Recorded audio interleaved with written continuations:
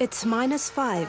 There's a keen, crisp frost, and Lake Tutira, just north of Napier, wakes up to another midwinter dawn.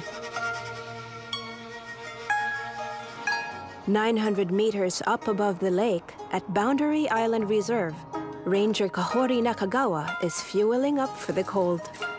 Kahori's special responsibility here at the Department of Conservation Field Station is monitoring the local kiwi population. I feel very much at home in the bush on my own, and it's just amazing. I can do what I enjoy doing and get paid for it. Kahori came from Japan to New Zealand when she was 18, studied ecology and got entirely hooked on conservation.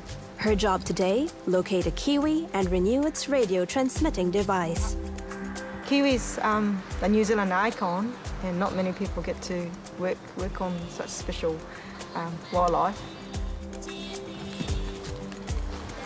I can use my dog as well in the bush, and it just gives me back lots. There's thought to be around 40 kiwis in this reserve, and 15 of them are fitted with radio tracking devices, each with their own special channel. This particular kiwi that we are looking is transmitter with channel 75, and I'm trying to see where he is. And he's got a name. It's called Squeaky because he squeaks.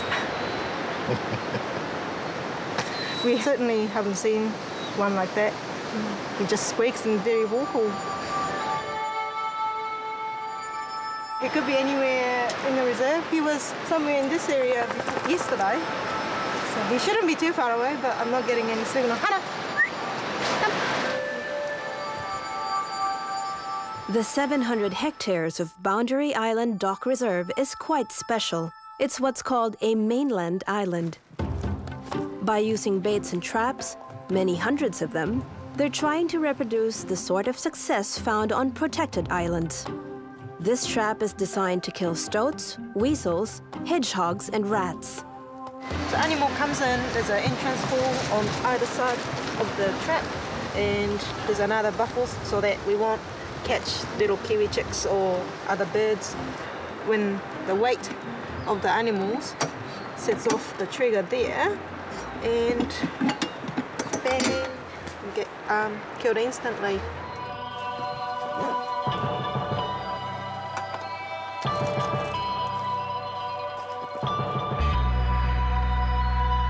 Squeaky's signal's been picked up. Kahori's dog Hannah can now home in on the sleeping bird. She's very keen, and she's sniffing kiwi now. You can tell the kiwi's in there, so just let her work.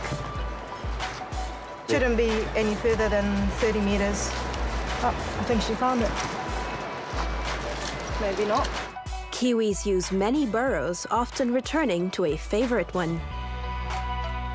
Sometimes they might be hiding in a barrel 20 meters long, and sometimes you might have a little shovel and you can get to the bird. But if it's too stressful, the bird really won't bother and just come back next day or week later. Yeah, I've got the kiwi here. Hannah just located the barrel, and I'm going to grab the kiwi by the leg. Let's have a look.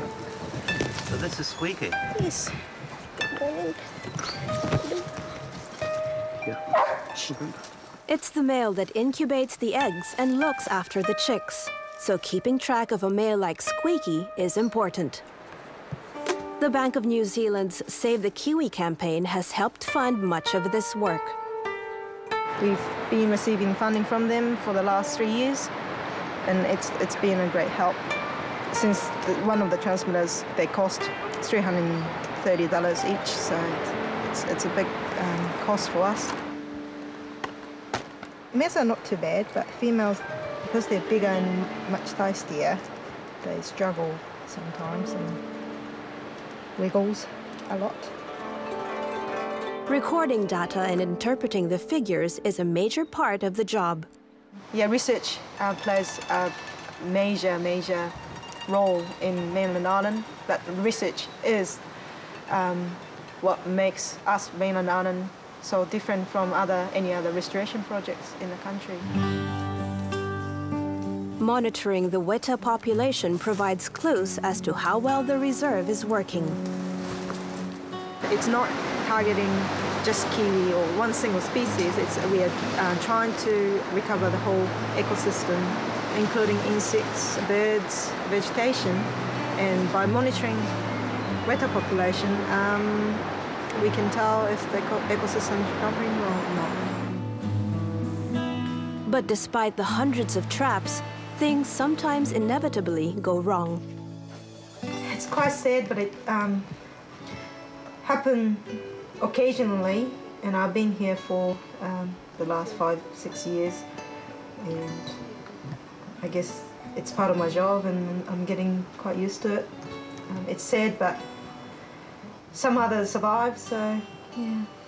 Today's discovery might be a disappointment, but overall Boundary Island Reserve has been highly successful. We are seeing the changes in the forest now. A lot of vegetation's growing, and we are picking up more wildlife such as wetas and kokako thriving, and kiwis population's growing, so it's really nice to see.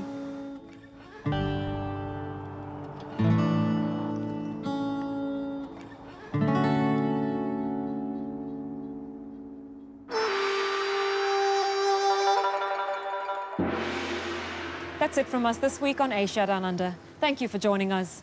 Next week, we bring you a special on the Starship Foundation and its Chief Executive, Andrew Young. See you next week, same time.